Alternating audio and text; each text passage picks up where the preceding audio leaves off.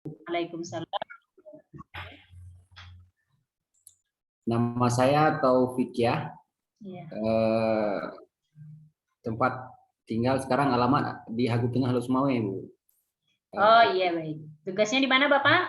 Tugasnya di Satpol PP dan WH Kota Losmawe, Bu. Waduh, mantap ini. Ini maksudnya ke manajemen pendidikan Islam ya. Apa nih motivasi Bapak? Kok bisa ke manajemen pendidikan Islam dari WH dan Satpol PP Bapak? Biasa berbagi cerita sama kita semua. Karena sebelumnya saya di Badan Dayah, Bu. Jadi waktu kuliah masuk pertama, tugas saya di Badan Dayah kan. Ya. Dan syariah Islam diberikan Dayah. Kemudian dalam beberapa bulan ini pindah tugas ke Satpol PP WH, tapi nggak apa-apa, Bu. Nanti bisa kita sesuaikan kembali kalau sudah lulus nanti. Ini yang penting ilmu di mana aja bisa didapat ya, Pak ya. Ya, Bu. Mana tahu nanti selesai ini jadi apa namanya? Jadi pimpinan WH-nya karena udah ada manajemennya. Baik, makasih ya Pak Taufik ya. Kemudian Bu Rusnidar. Sehat Ibu? Sehat, alhamdulillah. Alhamdulillah. Gimana? Ayo silahkan kenalan. Assalamualaikum warahmatullahi wabarakatuh. Waalaikumsalam warahmatullahi wabarakatuh. Nama saya Rusni Darsyah. Tempat tugas saya di Min 15 Aceh Utara. Habis itu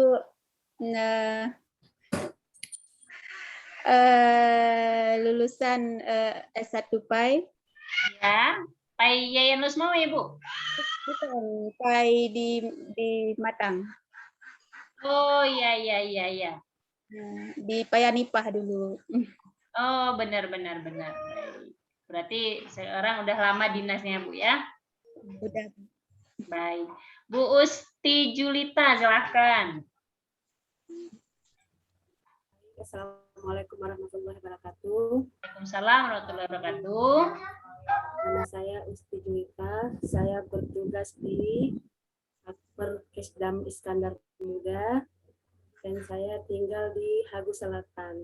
Waduh, ini memang dari berbagai profesi ya. Saya kira dari madrasah atau sekolah semua ini. Apa nih Bu?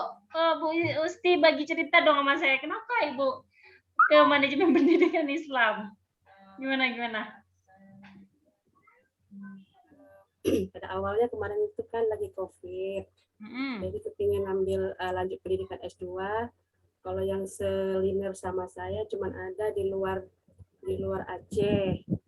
Jadi daripada nggak melanjutkan pendidikan ya saya ambil di manajemen pendidikan di IAIN karena ada hubungannya dengan bidang saya, tempat saya bekerja. Saya bekerja di bidang akademik.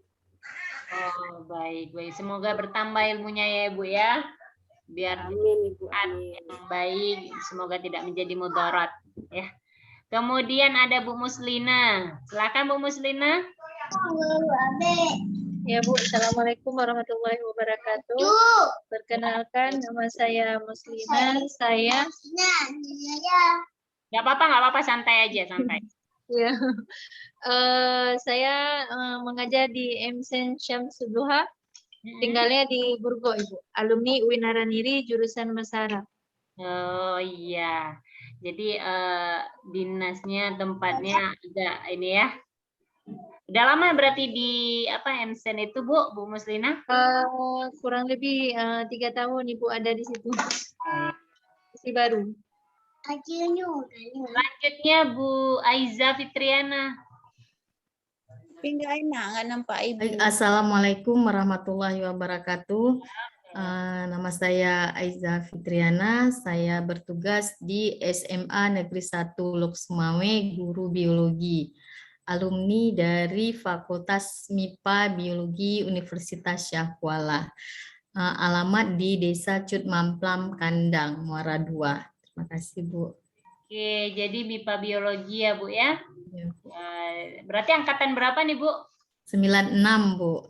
96. 96 ya. Oh, iya, baik. Nggak apa-apa. Ilmunya akan di-upgrade terus ya, Ibu ya. Pak Azmi Saputra. Baik, Bu. Terima kasih. Assalamualaikum warahmatullahi wabarakatuh.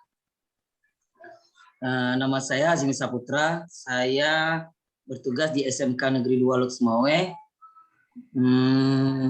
Lulusan dari Universitas Negeri Padang, program studi pendidikan teknik informatika, Ibu.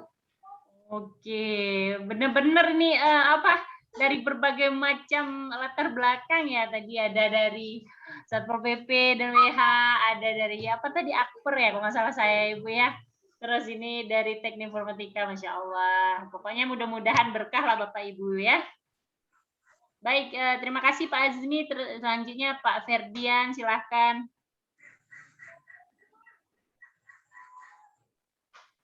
Assalamualaikum warahmatullahi wabarakatuh. Waalaikumsalam warahmatullahi wabarakatuh. Silakan Bapak.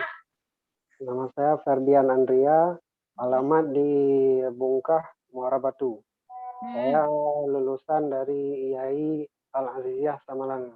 Oh iya benar. Dinasnya sekarang di mana Pak? Tugasnya atau dinasnya gitu? Belum, Bu. Iya baik, nggak apa-apa sama. Berarti fresh graduate ya. Pak Saiful Ahmadi, silahkan Pak Saiful. Assalamualaikum warahmatullahi wabarakatuh. Nama saya Saiful Ahmadi. Saya lulusan IAIN Aramidi, tugas di Min 7 Aceh Timur. Min 7 Aceh Timur? Iya. Oh lah. Ini untung daring ya Pak ya. Kalau luring nanti berarti harus Pulau Sumawe ya Pak ya? Iya Bu. Oh, aslinya memang dari Aceh Timur Pak Saiful? Aslinya di Simpang Muling Bu.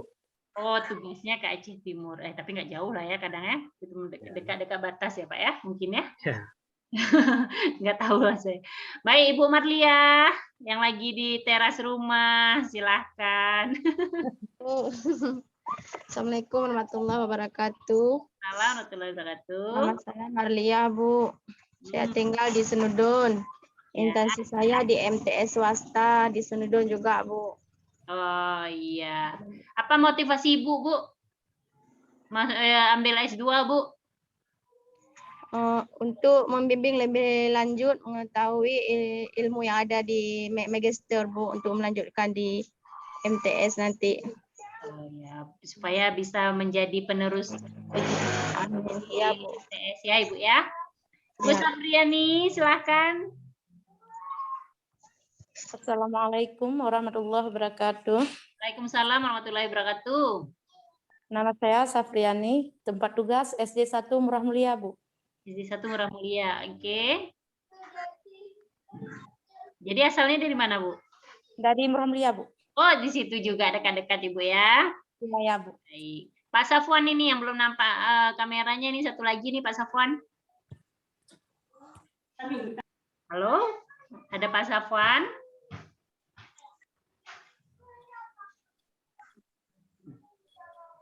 Oke, silakan di unmute suaranya dan dibuka videonya Pak Safwan. Oke. Mungkin ada gangguan sedikit, kita lanjut ya Bapak Ibu. Baik, Bapak Ibu, saya ini izin matikan video karena jaringannya kurang bagus kalau saya hidupin video dari tadi. Nah, sebelum kita masuk untuk pengantar manajemen akreditasi pendidikan Islam, maka saya akan menampilkan dulu RPS kita supaya kedepannya kita tahu. Perlu diketahui, saya akan membersamai Bapak Ibu semua di kelas ini dari pertemuan hari ini hingga pertemuan ke-8 nanti UTS. Selanjutnya akan luring itu disampaikan langsung oleh Pak Zulfikar Ali Buku ya. Jadi segala hal dari pertemuan ini sampai ke depan Bapak Ibu boleh berkoordinasi sama saya.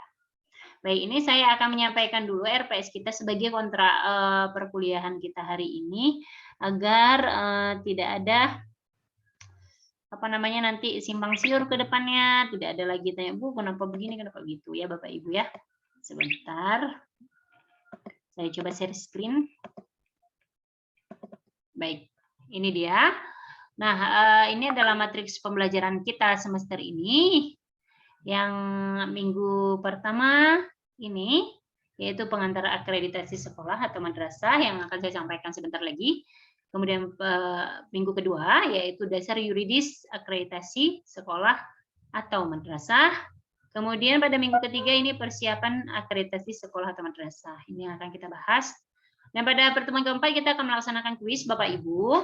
Nah, kuis ini nantinya akan saya laksanakan secara daring juga. Nanti pakai aplikasi bisa Quizizz, bisa Menti, bisa berbagai macam aplikasi yang bisa saya kondisikan untuk Bapak Ibu. Tetapi yang perlu saya tekankan adalah materi yang dimasukkan kuis adalah materi dari pertemuan 1, 2, dan 3. Insya Allah tidak akan keluar dari kajian-kajian yang sudah saya sampaikan. Nah, kemudian pada saat kuis nanti kita akan berbatas waktu. Jadi memang dikontrol waktunya mulai dari jam berapa sampai jam berapa. Jadi harus tidak terlewatkan. Harus benar-benar ingat jadwal kita kuis pada hari itu. Nanti saya akan mention di grup bahwasanya kita akan ada kuis. Saya kasih linknya, silahkan Anda masukkan. Biasanya begitu ya. Baik, pertemuan kelima kita sudah mulai penugasan kelompok membahas tentang instrumen akreditasi sekolah dan madrasah. Kemudian telaah instrumen akreditasi sekolah dan madrasah 1, kemudian telaah instrumen akreditasi sekolah dan madrasah 2 karena ini banyak yang harus dibahas. Dan yang terakhir itu telaah instrumen akreditasi sekolah dan madrasah 3. Itu madrasah 1 bisa kita mengkaji tentang MI atau SD, kemudian MTS atau SMP, kemudian MA atau SMA, begitu Bapak Ibu. Nah, di pertemuan ke-9 ini kita pada ujian capaian pembelajaran yaitu UTS.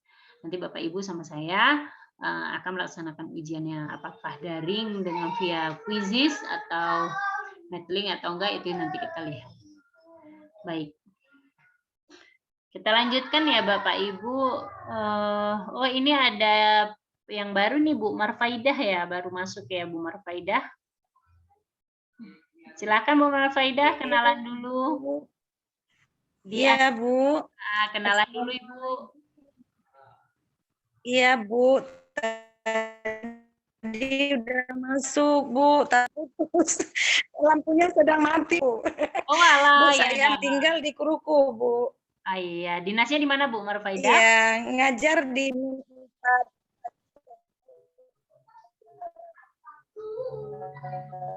Oke, ya jaringan Ibu. Ngajar di Min 4 Aceh Utara, Bu. Oh. 50 tahun loh, Bu. Oh, Masya Allah. Udah tua, Bu, paling. Pejuang mutu nih, pejuang pendidikan. Insya Allah semangat ya, Bu. Insya Allah semoga amal kebaikannya jadi sedekah jariah ya Bapak Ibu semua ya. Iya, Bu. Baik, Pak Safwan tadi tidak nampak mukanya, Bu. tiba-tiba hilang. Oke, Pak Safwan silakan taruh dulu Pak Safwan. Baik. Assalamualaikum warahmatullahi wabarakatuh. Perkenalkan, nama saya Muhammad Safwan, tinggal di Kutablang. Kutablang Lusmawe apa Kutabang Rugo? Lusmawe, Pak. Oh, oke. Di mana tugasnya Bapak? Pengelola TPQ, Bu, di iya, di ya. Ya. Baik ya Bapak Ibu, ini karena yang udah ada ini kita lanjut ya. Nah, ini kita hari ini hanya pertemuan sebentar, tapi mudah-mudahan bisa, walaupun sebentar, bisa maksimal, bisa Bapak Ibu terima. Jadi ketika saya mau presentasi nanti, PowerPoint-nya, Bapak Ibu kalau ada yang ilmu yang mau disampaikan, atau misalnya ada yang tidak, yang kurang berkenan, Bu, bisa begini ya, itu boleh kita sampaikan. Nah, kita sharing ya Bapak Ibu. Pengalaman Bapak Ibu lebih banyak di lapangan yang bisa mungkin saya jadikan ilmu, dan kita semua bisa dapat manfaatnya. Kan sampaikanlah walau satu ayat. Nanti misalnya karena Bapak Ibu udah tahu, oh, pengalaman saya di sekolah begini Bu, oh iya pengalaman saya di madrasah begini Bu, oke, berarti kita akan saling tukar pikiran. Karena sejatinya, seyogyanya adalah saya sebenarnya adalah pendidik di bagian perguruan tinggi. Beda dengan Bapak Ibu yang sebagian dari kelas ini adalah pendidik di MI, sekolah SD, kemudian MTS. Jadi lebih paham sekali bagaimana apa yang terjadi di lapangan. Mau gimana pun teorinya, kalau memang prakteknya kita tetap begini, tidak akan bisa merubah apapun. Jadi kesabaran Bapak Ibu yang udah di lapangan ini yang harus diacungi jempol ya. Jadi sekali lagi saya ingatkan, kalau memang kita harus sharing-sharing, kita tukar pikiran. Jadi tidak ada istilahnya, oh ini Bu dosen, ini mahasiswa, enggak Bapak Ibu. Kebetulan aja saya di diberi langkah duluan dari Bapak Ibu untuk mendapat gelar doktor sehingga bisa mengampu mata kuliah ini mengajarkan kepada Bapak Ibu. Jadi hanya soal kecepatan waktu, tetapi kalau ilmu pengalaman Bapak Ibu lebih banyak yang bisa dibagikan untuk kami semua. Baik ya, kita mulai ya Bapak Ibu. Baik, ini dia yang akan kita pelajari pada hari ini. Bentar saya. Nah, baik, kita pelajari tentang manajemen akreditasi lembaga pendidikan Islam. Perkenalkan, saya Rahmi Zumolidah. Nah, sebenarnya kalau dilihat akreditasi sekolah atau madrasah, Bapak Ibu ya, BAN-SM, Badan Akreditasi Nasional Sekolah dan Madrasah. Mereka punya moto, harus profesional, harus terpercaya, harus terbuka. Ya iya. Kenapa? Karena mereka menjadi titik tengah untuk menilai, karena mereka menjadi titik tengah untuk mengevaluasi, untuk melihat apakah sesuatu program, sebuah institusi atau satuan pendidikan itu bisa layak untuk memiliki mutu pendidikan. Makanya mereka memiliki mutu profesional, terpercaya, dan terbuka. Kenapa dikatakan profesional? Ini tugas mereka untuk menyampaikan kepada satuan pendidikan, ini nggak bagus, Bapak Ibu harus perbaiki, ini benar. Nah, jadi tidak ada kong kali kong antara mereka dan kita. Kenapa saya bilang kong kali kong? Adat Tanyo, adat Aceh kan Bapak Ibu.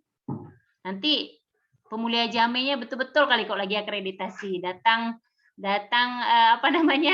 asesor, ayo Bapak Ibu, selama itu udah ada ruang makan, ini belum ngasesor loh, masih diajak ke ruang makan, itu udah buah-buahan bertumpuk karena kalau bisa satu ruangan, ada makanan, ada ini, biar lama tuh, biar asesornya sedikit waktunya untuk mereksana, itu dia.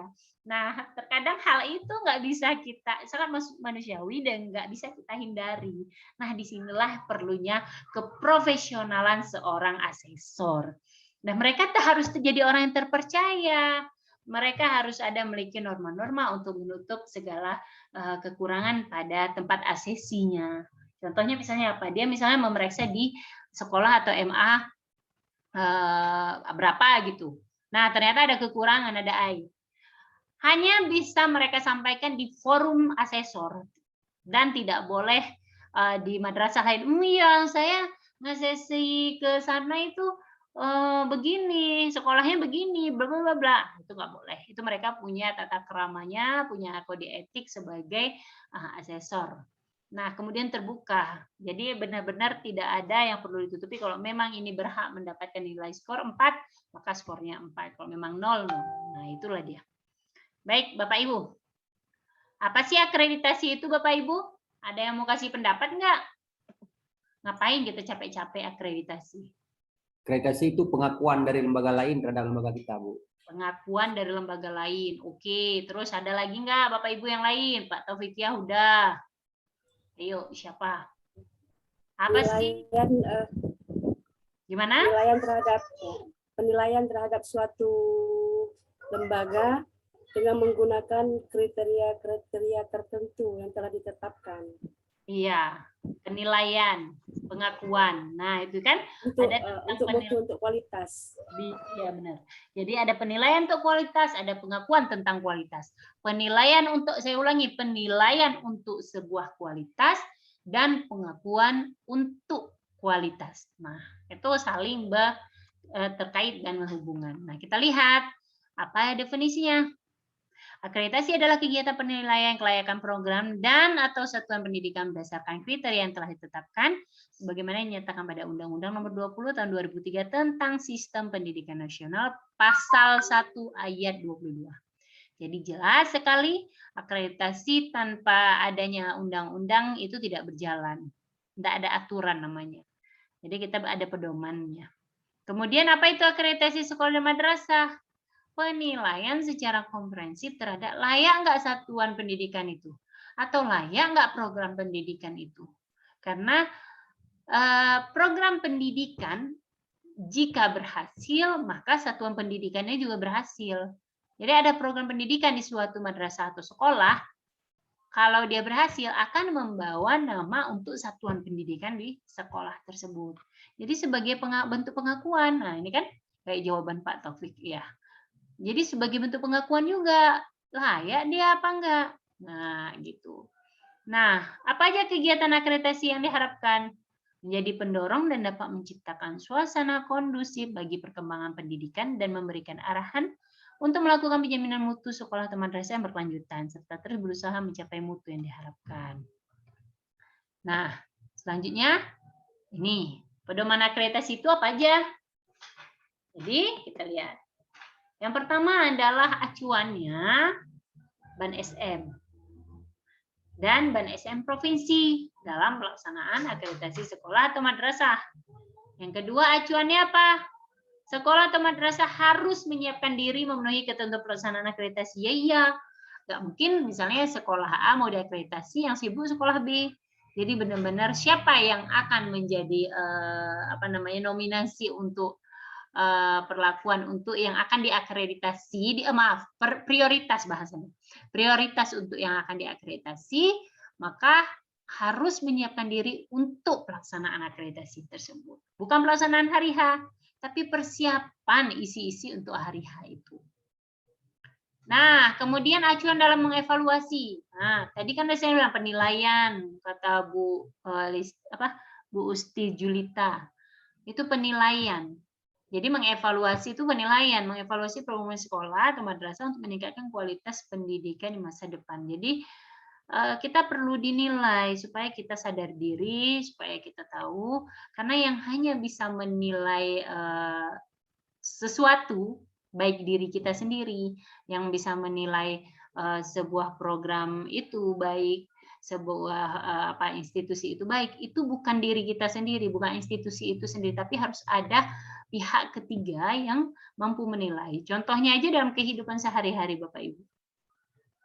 Kita mana bisa menilai diri kita sendiri, ya kan Bapak Ibu? Kita nggak bisa mengevaluasi, tapi kita bisa meminta bantuan. Tolong dong nilai saya sebenarnya hari ini sikap saya bagaimana? Itu mengevaluasi diri sendiri, namanya refleksi diri. Nah, begitu juga dengan sekolah atau madrasah. Jadi penilaian yang perlu adalah untuk meningkatkan mutu dan kualitas pendidikan di masa depan. Dan yang keempat, ini sebagai alat manajemen dalam merencanakan, melaksanakan, evaluasi, dan tidak lanjut pelaksana program untuk meningkatkan kualitas akreditasi. Baik. Apa itu pengertian akreditasi? Ini sudah saya sampaikan tadi. Bahwasanya akreditasi adalah kegiatan penilaian. Kemudian akreditasi sekolah atau madrasah adalah proses penilaian secara komprehensif terhadap kelayakan satuan atau program pendidikan. Apa tujuan akreditasi? Nah, tujuan akreditasi satu itu memberikan informasi tentang layaknya sekolah atau madrasah itu. Memberikan pengakuan peringkat kelayakan. Nah, jadi begini. Kita orang tua pasti menginginkan yang terbaik untuk anak-anak kita. Nah, pasti orang tua mencari informasi tentang sekolah atau madrasah yang ingin anak kita sekolah. Ya kan, yang ingin anak kita masuk, udah mau tahun ajaran baru, udah sibuk nih. Saya mau cari informasi deh, sekolah ini gimana ya, bisa nggak ya? Saya maunya kurikulumnya begini, saya begini. Jadi itu akreditasi sekolah itu bertujuan itu salah satunya memberikan informasi. Kami akreditasi kami A loh, yang bisa kami berikan begini loh. Nah, bisa nggak diterima sama orang tuanya? Ini memang benar-benar sebagai tata cara informasi yang sangat dibutuhkan para orang tua untuk menentukan kualitas mutu anak-anaknya. Kemudian memetakan mutu pendidikan berdasarkan SMP, memberikan pertanggungjawaban kepada pemangku kepentingan sebagai bentuk akuntabilitas publik. Baik, kemudian manfaat dari hasil akreditasi ini ada 5, mohon maaf. Yang pertama adalah acuan dalam upaya meningkatkan mutu dan rencana pengembangan sekolah dan madrasah. Jadi tadi saya udah masuk nih 2 kelas. Saya nanyanya begini sama yang ngajar di sekolah sama madrasah. Saya bilang, kalau di institusi, kalau misalnya akreditasinya C, kemudian naik ke B, maka ada kucuran dana yang ditambahkan. Enggak banyak, tetapi ada.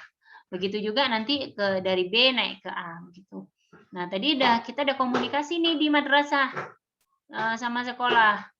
Ternyata di madrasah dan sekolah itu hitungannya siswa, tidak ada penambahan untuk peningkatan akreditasi, hanya saja ada kuota-kuota tertentu yang diuntungkan dari akreditasi tersebut. Mungkin Bapak Ibu ada yang mau memberi tanggapan masalah rencana pengembangan sekolah madrasah setelah akreditasinya naik. Ada nggak kira-kira dampaknya? Kalau misalnya mungkin dari segi, tadi kan saya bahas dari segi dana ini, bertambah nih ininya, apa namanya, dana bosnya kira-kira. Ada nggak kira-kira yang merasakan di sekolah? Jadi pengalaman yang di sekolah bisa berbagi sama kita. Ada nggak? Ya, baik Bu, Assalamualaikum warahmatullahi wabarakatuh. Kalau pengalaman kami di lapangan itu misalnya sekolah dengan akreditasi A itu pada peluang untuk senam PTN itu Bu. Nah, untuk peluang untuk jalur undangan itu, nah pada tahun yang sebelumnya tahun 2019 kita itu masih yang akreditasi A-nya itu dapat 50% kuota untuk undangan atau senam PTN, jalur senam PTN. Nah, untuk yang tahun selanjutnya 2021 yang tahun yang lalu kita sudah 40% dari jumlah siswa keseluruhan. Jadi orang tua itu cenderung memilih sekolah dengan akreditasi A dengan harapan anaknya itu bisa lulus di jalur undangan untuk masuk perguruan tinggi. Nah, itu adalah salah satu manfaat hasil akreditasi, Bu. Itu yang kami rasakan di lapangan. Mungkin itu nanti yang lain akan menambahkan. Terima kasih, Bu. Terima kasih Bu Aiza udah kasih pengalamannya. Iya. Jadi ada beberapa sekolah yang diprioritaskan dalam senam PTN untuk menjadi kuota maksimal. Jadi ada kuota maksimal untuk akreditasi A. Nah, apa yang menguntungkan orang tua? Orang tua nggak ada mikir lagi pusing untuk tes sana tes ini nggak lulus, tapi udah ada misalnya prioritas, udah berharap malah ya udah aman lah pokoknya untuk tes. Tinggal mikir bagaimana memikirkan kuliahnya begitu. Tapi saya sebenarnya apresiasi sekali dengan hal yang ini kan. Hanya saja penasaran untuk MI dan MTS kira-kira ada nggak ya? Itu kan untuk MA atau SMA. Kira-kira kalau untuk SD atau MI, untuk MTS atau SMP ada nggak kira-kira yang manfaat yang paling menonjol dari peningkatan akreditasi ini? Ada yang mau berbagi pengalaman mungkin? Atau memang belum ada? Belum ada ya Bapak Ibu ya. Nanti kita cari tahu supaya mudah-mudahan ada ilmu untuk kita. Nah, baik. Saya tambah boleh Ibu? Boleh dengan senang hati, silahkan. Tapi saya versi SMK ya. Oh boleh, nggak apa-apa kita. Baik Bu, saya akan menyampaikan pengalaman dari sekolah saya. Oke. Ya. Silahkan Ibu. Loh, mana ya? Siapa tadi ya? Saya mau ngomong, tapi Bu Mai juga mau ngomong. Siapa ngomong nih? Iya. Bu, Pak Azmi aja dulu. Boleh. Kalau versi SMK, Ibu, selain yang tadi disampaikan oleh Bu Aisyah, lulusan kami lebih... Ya udah, Pak Azmi aja sebenarnya. Baik Bu Marfaida. Oke Pak Azmi silakan. Ya, selain tadi seperti Bu Aisyah sampaikan, di SMK itu kan target kuliah itu target ketiga. Tapi target kami pertama kan bekerja dan berwirausaha. Ya, nah, anak-anak yang lulusan SMK yang akreditasinya A itu lebih peluang juga untuk diterima di tempat kerja karena lulusan SMK-nya akreditasinya A. Seperti itu. Terus bantuan-bantuan pemerintah juga melirik akreditasi sekolah. Jadi akreditasi sekolah A itu berpunya kesempatan menjadi sekolah SMK pusat keunggulan. Seperti di kami di SMK Negeri 2 Lok Sumawe kemarin mengusulkan Ibu dan alhamdulillah diterima proposalnya dan otomatis kan bantuan pemerintah baik fisik non fisik itu kan mengalir untuk SMK tersebut. Iya, jadi lebih Ibu. Ya, terima kasih. Jadi lebih tersertifikasi siswanya ya Pak Azmi ya. Benar. Bukan hanya sekolahnya yang dilihat, tetapi siswanya juga dilihat. Oh, mereka tersertifikasi itu sama seperti kayak di Australia. Jadi setiap lulusan sekolah kejuruan, saya lupa apa namanya di sana. Jadi setiap sekolah kejuruan di Australia. Vokasional Bu ya, vokasional mungkin ya.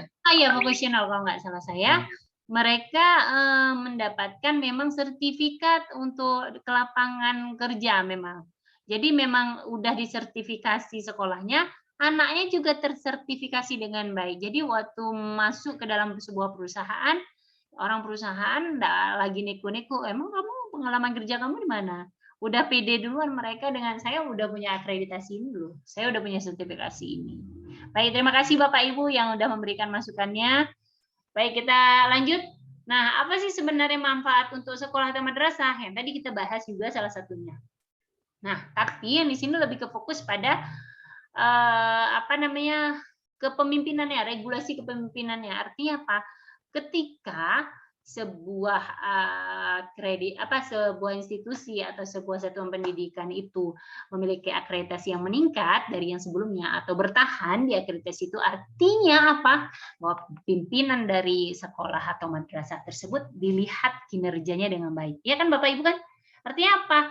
Kan pimpinannya bisa mengarahkan manajemennya, middle manajemen di sekolahnya, guru-gurunya itu dengan baik.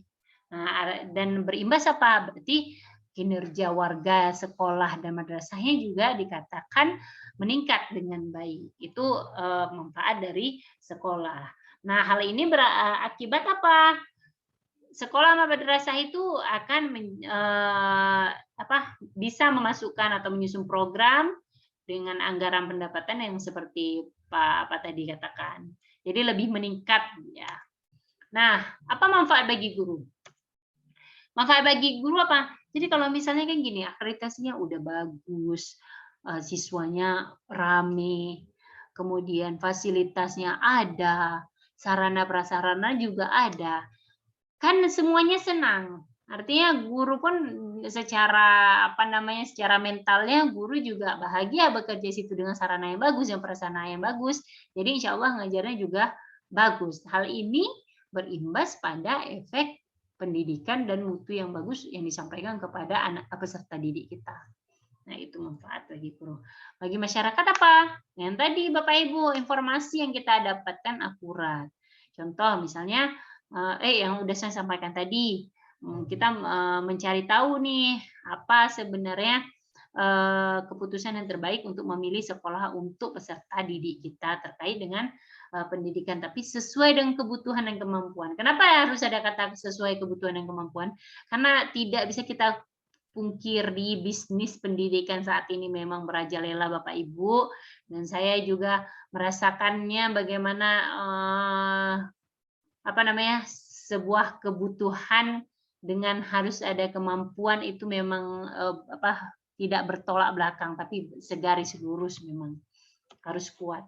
Nah, lalu apa bagi peserta didik? Sebenarnya kalau kita bicara di SMA atau MA, di MTS atau SMP, peserta didik secara gengsi akan tahu, akan sadar bahwa mereka itu mendapatkan sekolah yang bermutu. Halo, sekolah aku unggul loh.